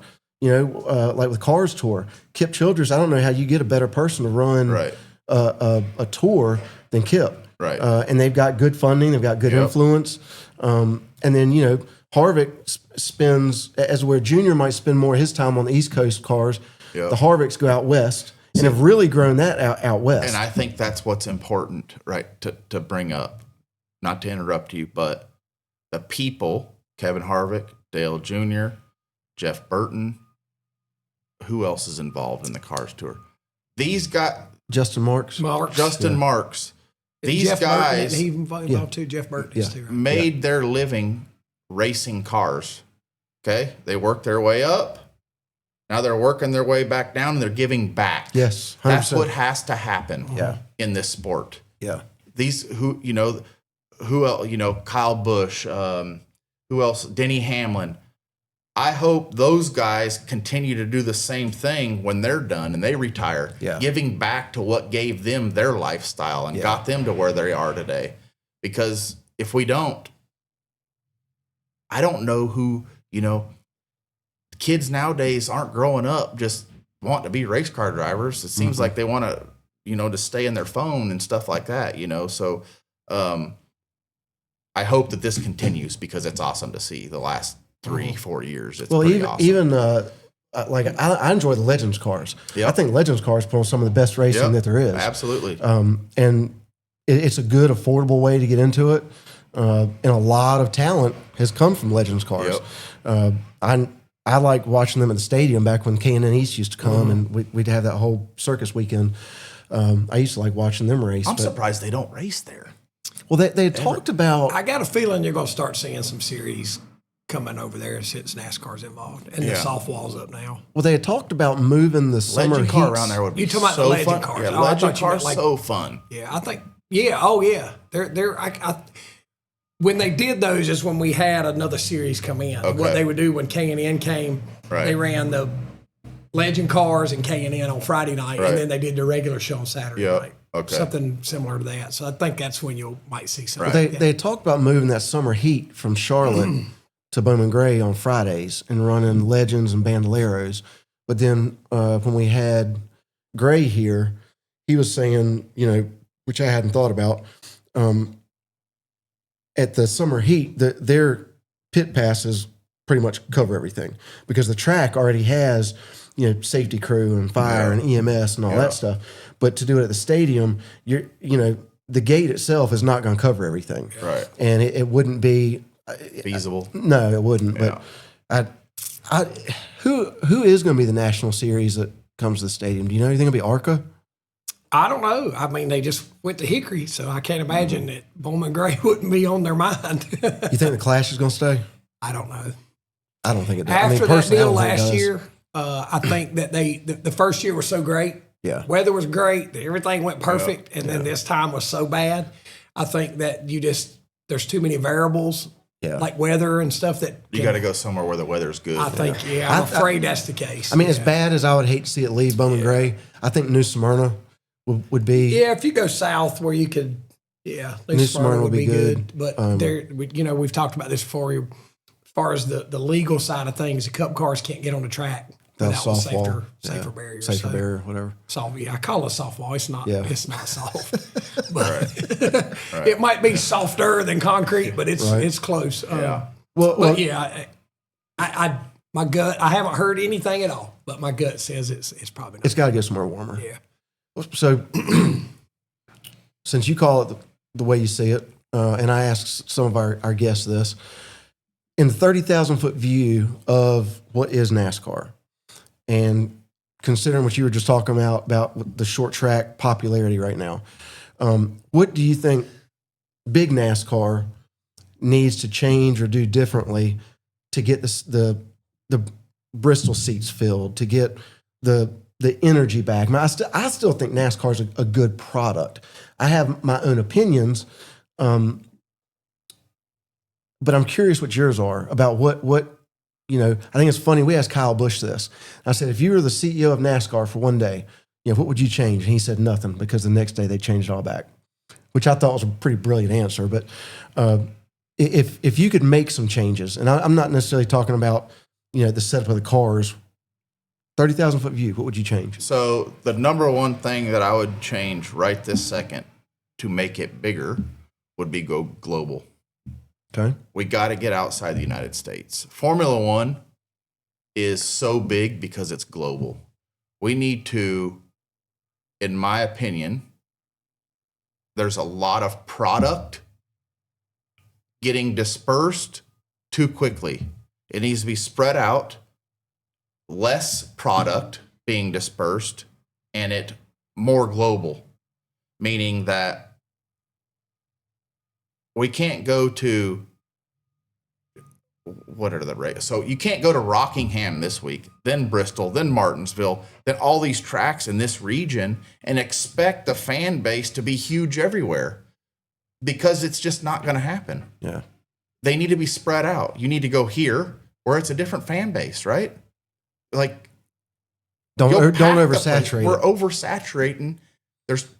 There's 30 whatever races, and it's a lot. I think it needs to be spread out. It needs to go global, and your product needs to be about 20. A truck schedule is pretty perfect. I love racing every week. That's why I race Xfinity and I like the Cup deal, because I want to do it every week. But for the fan base to get bigger, you have to spread it out. It has to be less. It has to be harder to get to. And that's just my opinion. If you go global, do you think that would open the doors for global markets Yep, to invest, absolutely. to make more it sponsors, to make it affordable to, Yep. to all the incurred Absolutely. expense. Absolutely. And we can do it these days. We've proved that we can go to these racetracks with no practice, with minimal adjustments, 20-minute practices. You can go literally right out on the racetrack and qualify. We have the tools and all that stuff to do this stuff nowadays and unload really close. And I think that's the next step, in my opinion. So That they've already That makes spent all sense. this. I've never heard that point of view, but I agree to that. Yeah. I agree. yeah, I've not at all what I thought you were going to say. You got to make these weekends an experience. If you go to a cup race at Charlotte last year in 2025, and you go again in 2026, it's going to be the same exact experience as you had last year. And you might like that, and that's okay. But I think you got to change the experience, and like it needs to be, instead of it being every weekend, it needs to be a 4-day weekend, 20-something times a year, rather than a 2-day weekend, 36 Right. weekends a year. And you just got to look at it. You can't keep doing the same thing over and over and over again and expect the same results. Right. There's You want a something name different. for that. You have to change something. Yeah, it's Yes. called insanity. Exactly. So you have to do something different. And I think that we need, it's not about the points. Like we're making changes about points and this and that. That's not bringing in or taking new fans away. That's just making the current fans happy or mad. We got to bring in new fans, and we have to do things different. Right. It brings me back to thinking about Daytona when I hear somebody say they've never been to Daytona. Yeah. I say, once you've been once, It's the same it's thing. the same every time. Now, everybody should experience it. Yeah. It's And there cool. are people that's what they do every year. I go to the Daytona 500 every year. I've been not as many times as you, but I've been But guess what? a Bert? bunch of times, and every time it's the same show. But now it's not even as cool anymore because you don't have Speed Week. You guys do short Yeah. tracks. Yeah. But if you want to make it really cool, it needs to be a week and a half long ordeal. Yeah. It needs to be a And huge build up. It needs to, To be the a climax of the humongous the build up. 500, Now yeah. there's no build up, Yeah. in my opinion. Yeah. And to me, you're trying to get to that. I better watch what I'm gonna say here, but you're trying to get to that build up, and Right. everything just is happening so fast and changing so fast. And this week, this guy won, and now we forgot about him. And then, like, it needs to be spread out and just some of that stuff. Do you think the drivers, well, not even the drivers, because I think you fall into this category. Do you think that NASCAR needs more personality and less cookie cutter? Or do you think it's a good balance right now? No, I think so. That Like, I hate the fact that you have to sit here and be careful about what you say, Yeah. because there's this just shotgun blast of people you could offend, and there's repercussions Yeah. and all that stuff. Like, no, for sure that yes, I do. Like I had to. I was worried. I'm worried all the time about what I say. If I say something on the radio, when I make a comment to somebody that I might get in trouble. That's just my passion. That's me as a Right. person. Right. And that's like with my DOWNFORCE Danny and my social media thing that I'm going to do that Cleetus has helped me with. Like, I want to show the NASCAR fans the behind the scenes, Right. like the real me, the real NASCAR, what happens behind the scenes, all the data, all the work that gets put in, and nobody's seeing that. There's no crew chiefs in the sport that is showing the race fans what's really going on. It's all just about the driver. It's just all about that side of it. And I want to show the other side of it to the guys that work the 9 to 5 and can relate with me, and the things that are hard about life, and the hard things that I got to go through to get through the day. And everything's just always got to be so good. right. Well, it's not always good. Right. And I want to show some of that Yeah. stuff. And I want to show real. the intensity that I have, and the arguments that me and Jesse have and all that type of stuff. So, I think that brings back to Madhouse. yeah. Yeah. That's Right. why Madhouse was so successful. Right. Because it showed that stuff. Right. It showed did. me and Jason arguing in the shop. It showed Jason getting home late from Jenny fussing at him because his supper was cold because he was working on a race car. It's not always peaches I and had cream. somebody last week come up to me and say, "What's up with all this new social media stuff?" I'm like, and I gave him the story that I told you guys about what Garrett told me, Cleetus. And he says, "Well, that's not what RCR pays you to do." I said, "No, they don't. But this takes 5 minutes out of my day to do. And I'm enjoying it."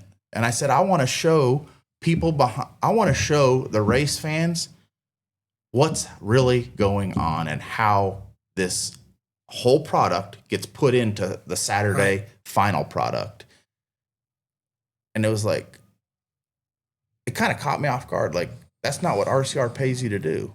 Well, but It that's bothered wrong. me a little bit. But that's right? wrong. What RCR is paying you to do is to teach. I'm bringing They're paying you to be viewership. successful, make them more Yeah. successful. That's right. know? All you're Right. doing is documenting how it's done. Yeah. And at the same time, just like today, you're wearing your sponsor's hat. Yep.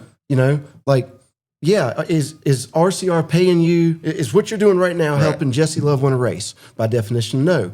But is what you're doing here today benefiting RCR, your sponsors, and Jesse Love? But guess 100%. what? Last night, I was at Sim till 6 o'clock last night.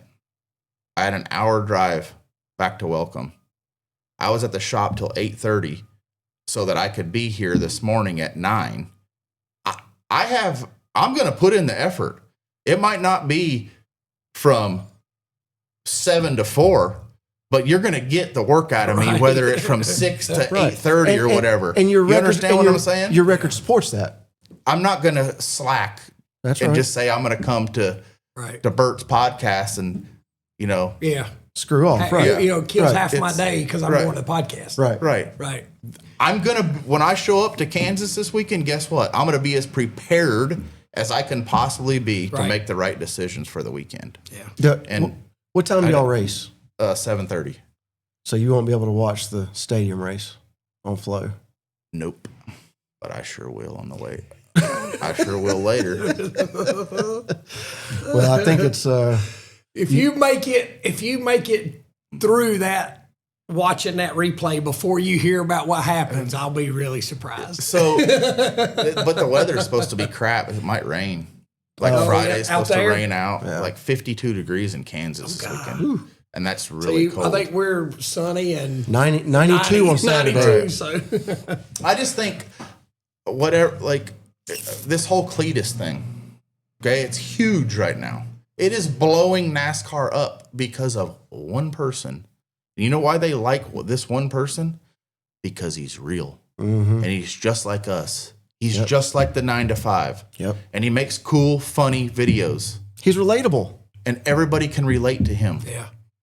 Yeah. Our 100%. sport needs that. Yes. Can I we agree. relate? I've said it on here 1,000 times. Are you accessible? I cannot stand the cookie cutter.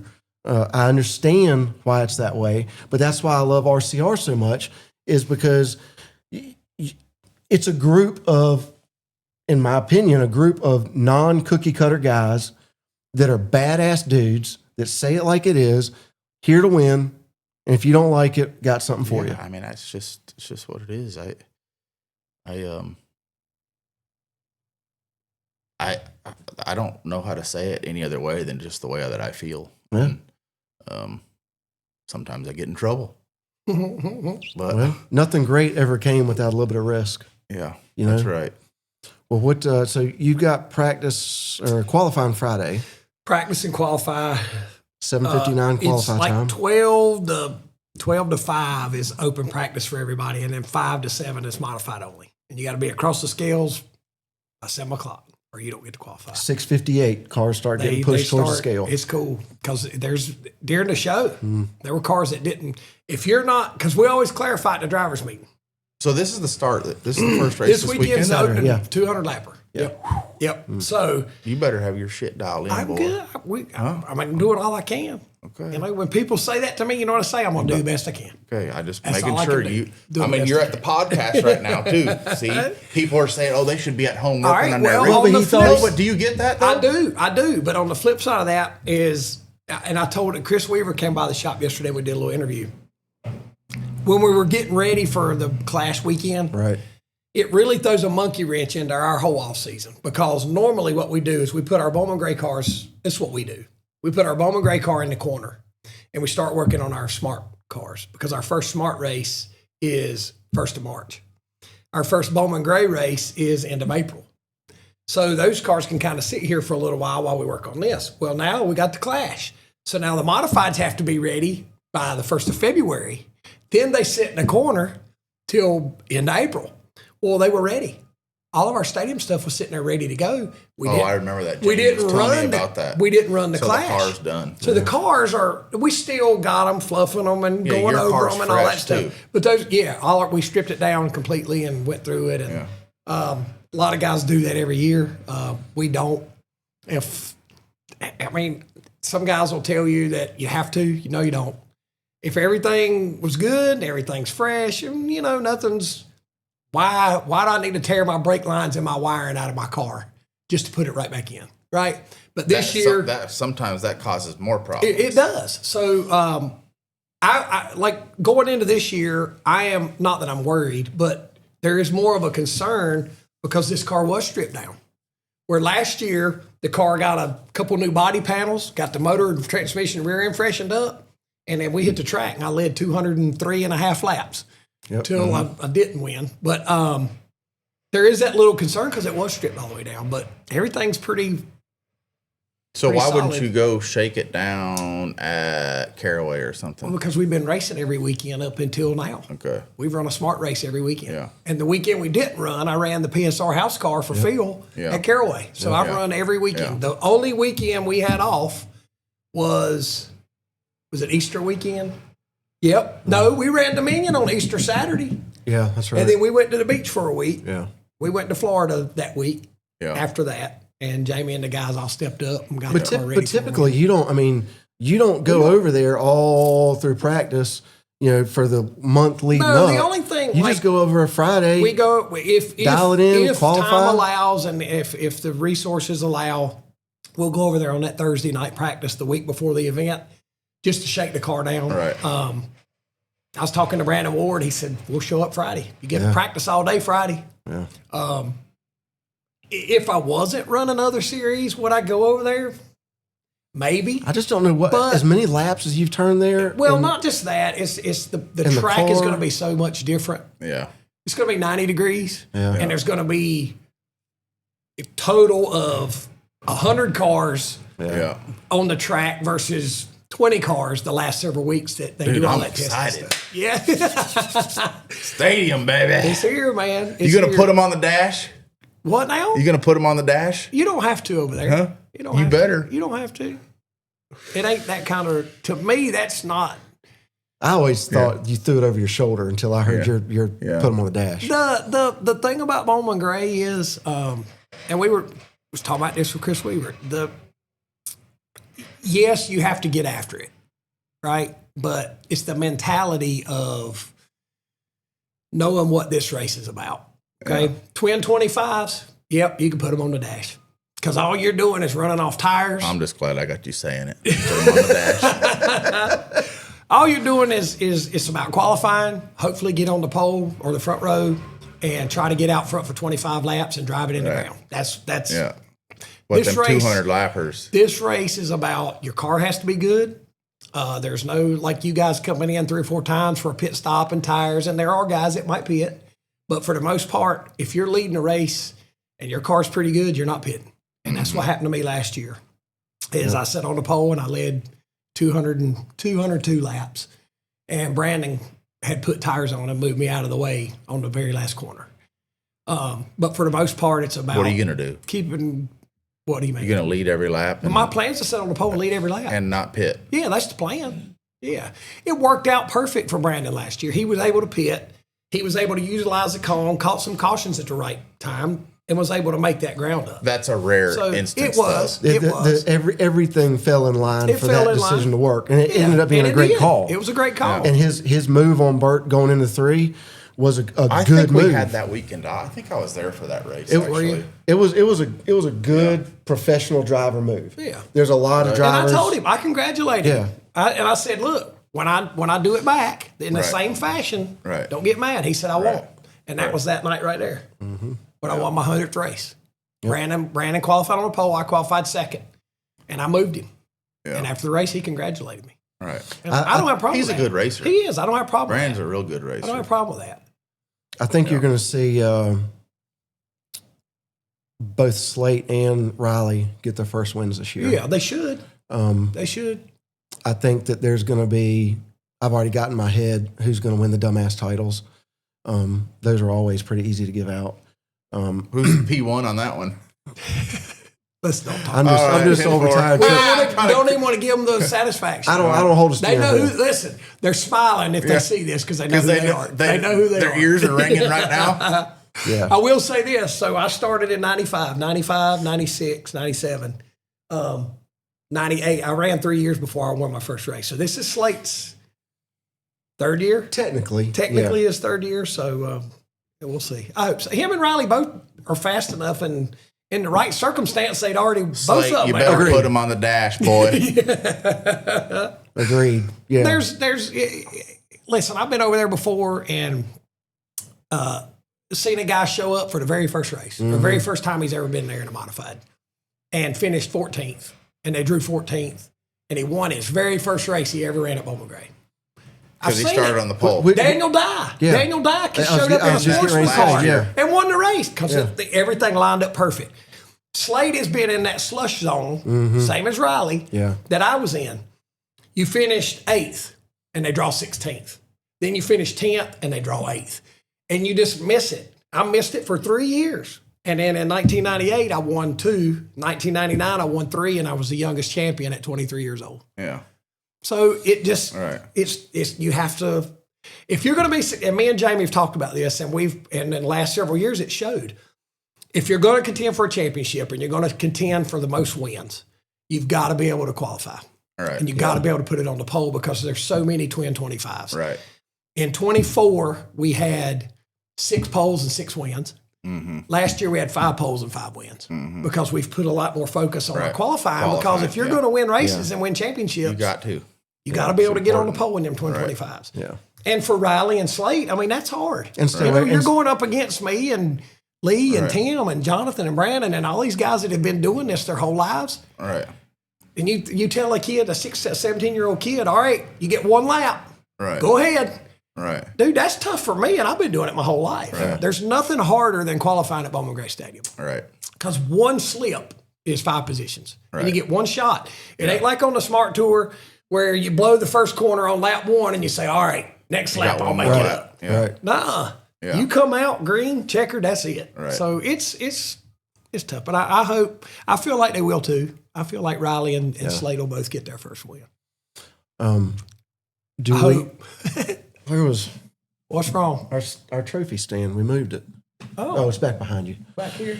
Yeah, I was going to say, I hope we can replace We it got to with a get it new one. ready. Yep. I'll lay if I win, we'll lay the trophy there and I'll put my clippers right beside it. No more mustache Myers. No more. Mustache I did get a Myers. text from Mandy talking about how sexy she thought it was. It's funny you say that because when we were in Nashville and we went to the tattoo place, I had to make sure that Kim was just 1 M and not 2. Oh, okay. So Okay. we Fair both enough. made out. Fair enough. My ankle still itches though. Finally, What, you got a tattoo? That's from his ankle monitors. on Oh, yeah. I had his wife's name tattooed on my Oh, ankle. really? Yeah, I mean Sharon's Karen. That's what Bert's always said. At least. So, just kidding. Love you, Kim. Love you, Mandy. Oh, man. Well, good luck to both of you this weekend. Thanks, man. You at the stadium. You guys in Kansas. Thank you so much. It'll be for really having nice me. for both of you to bring trophies back. Yes. That's the plan. I've thoroughly enjoyed listening to you and your perspective. I wish there was a lot more mentalities like yours in the racing world. Yeah. You know, you've got a really good opportunity and you influence guys. And, for the right ways and Right. putting out good products. And the future of NASCAR depends on that. I want to make it clear to everybody. Like, everybody just wants to blame the car. They do. Seems to be what everybody. That's what complains everybody. about. That's the easiest thing to go to. Yeah. Well, it's not. It's, you know as well as anybody. It's never the driver's fault. I mean, that's what we got right now. It's never the driver's fault. Maybe there might be some other fans globally that think the car's cool. To me, I don't care what car it is because I'm going to enjoy trying to figure it out. Right. That's the fun to me. Right. Is enjoying Same how thing to Tony figure Uri out said. how to make the thing turn left. It's a That's what challenge. I do for a living. Yeah, it's a challenge. Right. Yeah. Yeah. Well, it's obvious that you've got it figured out. If I I was wouldn't say that for sure. well, You're how many championships you're- have you been involved with? Yeah, so you have to think about it. So mean, that right there is your answer. Yeah.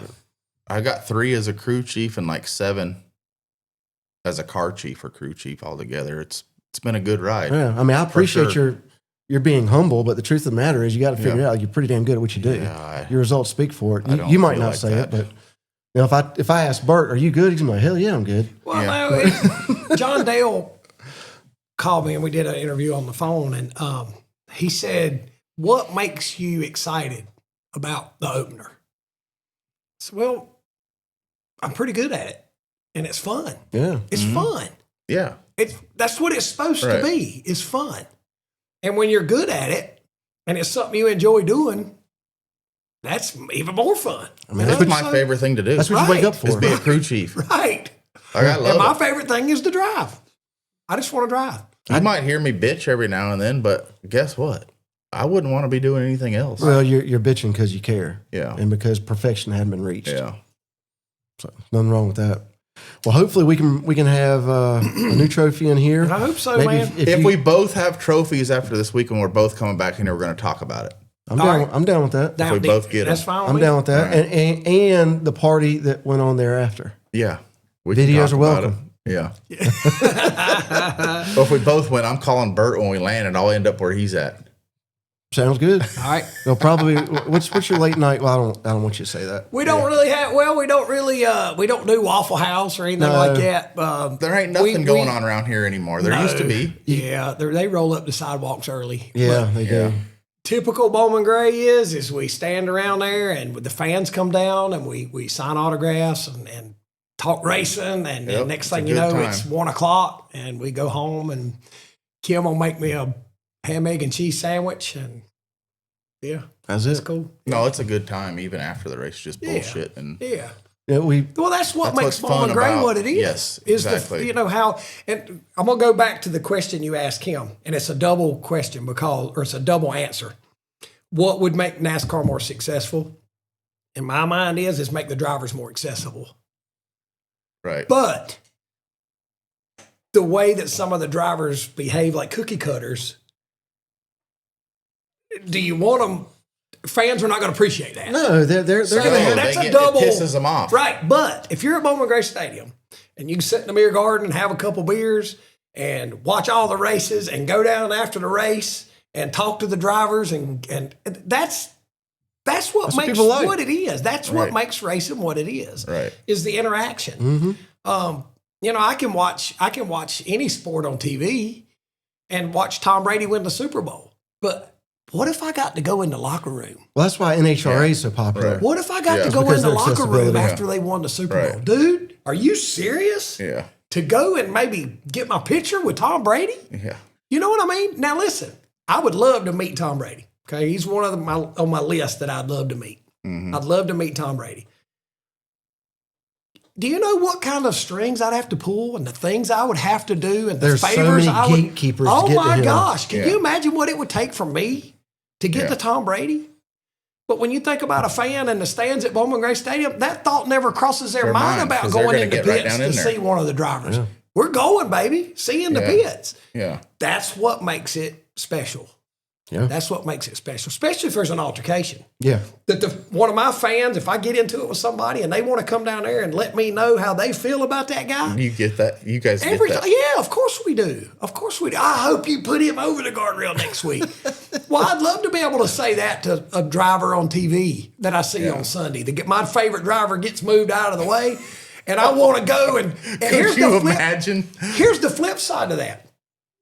Let's say that I move somebody out of the way, and that driver's fan comes to me and says, "Why did you do that? Why did you move my driver out of the way?" Can you imagine if I got to go to a driver that I see on Sunday and go in the pits and say, "Why'd you spin my guy out?" Yeah. Can you imagine how popular that would be? Yeah, people would love it. So they'd come just to do that. Instead of, and I get it because it's the world that we live in and it's the atmosphere.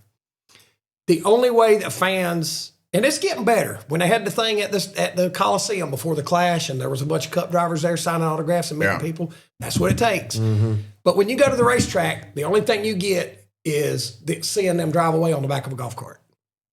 Mm-hmm. And you might get, if you get close enough, you can get you something signed, but they're like this. Unless you pay for a pit pass. Yes. But they're like this. Yeah. And I'm bad about it because I get to run in my mouth. I'll get to talking with a fan, and my line is from here to the woods. Right. And I'm, hey, man, and there we're going back and forth. Yeah. And then finally I'm like, all right, I got to wrap this up. But that's what fans, that's what they and I'm want. not doing it because I feel like I have to. I get caught up in the moment. Yeah. And Kim tells you I run my mouth too much, but that's but part of what we love. That's part of the reason we do it. That's why we do it. Those people are the ones that enable you partly to do what you do. Yeah. Speaking of which, there's a lot of people that have been involved with you and your success, and just coming from your racing team. I know you wanted to. Yeah, I was thinking I was going to catch that before we got done. Mark Moorfield, who is him and my dad's birthday is one day apart. 350, 450. They grew up together, racing together. He was his crew chief. Mark has been involved with our family forever. And his wife Shirley's had some health problems that she's been battling over here for a little while. And last night they took her to ICU. I talked to Mark this morning and said she had a good night last night, but just keep Mark and Shirley in your thoughts and your prayers. Not just for like this financial support that Mark's given our family over the years, but I mean, he's like a second dad to me. And I know that they're going through a tough time right now. So absolutely. Prayers will be appreciated. Yeah, absolutely. Just want to let Mark know we're thinking about him. Shirley. And that's a tough thing to have to go through. And I've known Mark for a long time and always been a great guy. I know he's been, a forever friend to your family. And I know that's a very genuine blessing request that you're asking for him. I hope everything turns out okay for them. This will be, this will be the first time in a long time that he won't be on that balcony up there for the first race of the year. Yeah. So, well, but he's where he should be. Yeah, absolutely. He's with Shirley, and Mark is one of the most giving, caring, genuine people that I've ever met. And, I agree. Like I said, he's always been there for me and my family. So anything we can do to be there for him and his family right now is, but just keep praying. Well, that's all we can do. It's all God's will. That's right. But just pray for comfort and peace and guidance. And, Terrible. Yeah. So, well, with that being said, hopefully next week we have good news on that, as well as 2 new trophies. Yes, sir. Like to thank again Citrusafe for providing us with this nice studio with a great producer. We're blessed to have this. Great sponsors are so hard to come by, and Citrusafe's been awfully good to you and me as an individual also. Yep. Now, do you have some new stuff on racefangear.com? Our shirts are, I don't think there's anything new. Yeah, that's my latest shirt. Slate. That's not Slate's shirt. That's Slate's smart shirt. He has, you know what? We need to update that. You can get them Saturday night at the racetrack. Slate has a Bowman Gray shirt that we had made for the Clash that we didn't get to bring out. So I need to get you all that information so fans can order it on here. But we'll definitely have that shirt of mine. The car is solid black with the orange number. Yep. We went back old school like we used to be. solid black orange number. We'll have those shirts and hats, and Slate's got shirts and hats. We do still have the Some small die-cast. die-cast cars, right. some decals, and be glad to And usually do throughout some bench racing and get some autographs and just usually throughout the year, there will be new stuff posted up there. Usually come out with different shirts and stuff. So make sure and pay attention to racefangear.com. One-stop shop for everything Myers Family Racing. Make sure and get you taken care of. Everything should be stocked up and updated here soon. But you will have everything at the track. We'll have everything Saturday, just SOP, man. We'll have it before the race and we'll have it after the race. And we do get, people get, I hope people don't get frustrated with us during the smart season. Our inventory is not as much as it is during the summer because it's hard to, there's sometimes that there's a scheduled pit party at a smart race and then scheduling doesn't allow it and they cancel it at the last minute. So it's hard to stock up on a lot of stuff. But Bowman Gray, we know what's going to happen every week. So we make sure we keep supplies. So, I got a real cool idea that I'm working on. I don't know. I'll just tell you about it. I don't know that it'll be ready this weekend. Mark Joyce is helping me work on it, him and Scotty. Slate we were at an antique mall in Mooresville, and this little booth had decals. And we're looking, I was like, what is that? And it's a decal that goes on top of your debit card. And it's got a little cutout spot for your chip. Slate's debit card looks like a scratch-off lottery ticket. Really? It looks just like a half scratched-off lottery ticket.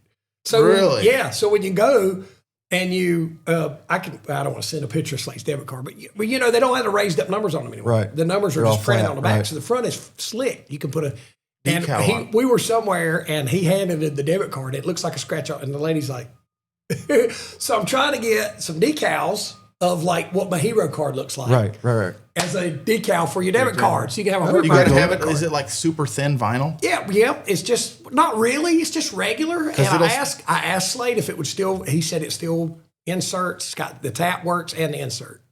So I'm hoping. I gotta have one of them. I got you one. I'll get you one. I'm hoping that Mark will have me some ready this weekend at MJ Graphics. But I don't know. I just thought that was a cool idea. Was Slade had that because it looks just like a scratched off lottery ticket. I'll show you guys a picture of it on the phone whenever we get done. But I just thought that'd be cool. Like what my hero, different. like the way my hero card looks. Yeah. Just Something make different. that on it and you just put it right on there. Yeah. You got a Burt Myers That's debit cool. card. So no pressure to Mark now. Right? Yeah, no kidding. Clock's No pressure, ticking. Mark. Well, we're going to wrap it up. Make sure, get out, get your Citrusafe stuff, long-handled brush. We stay away from steel bristles. They'll kill you. Yep. Citrusafe, it's grilling season. Now's the time to get it done. Danny, again, thank you for taking time out of your day. Appreciate coming you guys in here. for having me. It's been a lot of fun. Wish you Heck guys another championship this year and many more to come. We're gonna do it.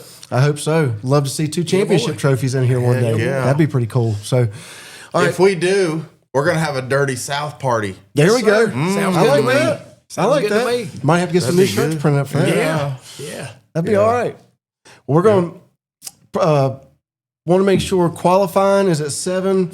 We should be able to post everything about what's going on probably. Yeah. Qualifying concludes at 7. Concludes at 7, right. Concludes at 7. So, But full day of practice over there on Friday. The race starts Saturday.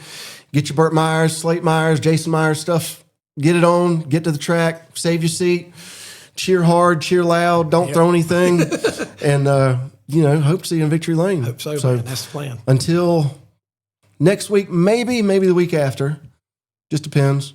Yeah. With us, what I was going to say earlier, too, is during Bowman Gray season, it's easier to have more of a regiment. Yeah. Because smart, you're traveling and all that stuff. So hopefully we can get back on schedule and get a current flow going. Right. So. Well, so maybe next week, maybe next Wednesday, we'll have to see. But until then, as always, we appreciate you all watching. Please give us a like, a follow, a thumbs up, a comment, good, bad, and indifferent. We like all of them. But until we see you next time, thank you. Peace.